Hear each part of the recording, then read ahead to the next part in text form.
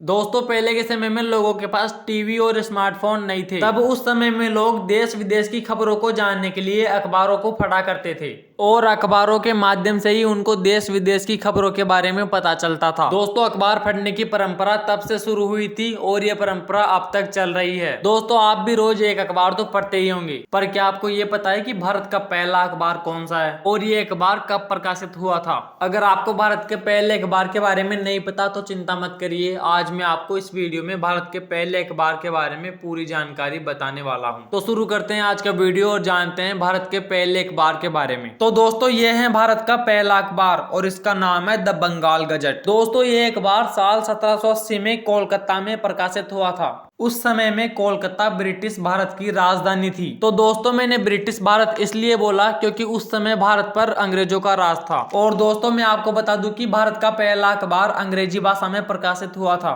दोस्तों the Bengal gazette एक साप्ताहिक अंग्रेजी समाचार पत्र था। दोस्तों साप्ताहिक का मतलब यह है कि यह अखबार 7 दिनों में एक बार प्रकाशित होता था। इसका मतलब यह है कि अभी हमारे रोज नया अखबार आता है, लेकिन बंगाल गजट 7 दिन में सिर्फ एक बार ही आता था। इस फोटो में ध्यान से देखिए, इसमें लिखा हुआ भी है कि 3 मार्च से लेकर 10 मार्च तक की खबर इसमें छपी है। मतलब ये हुआ कि ये अखबार 7 दिन की खबरों को एक साथ प्रकाशित करता था। द बंगाल गजट को जेम्स ऑगस्ट हिक्की नाम के एक अंग्रेज पत्रकार ने शुरू किया था। इस अखबार के लेखक, संपादक और प्रकाशक सब जेम्स ऑगस्ट हिक्की ही थे।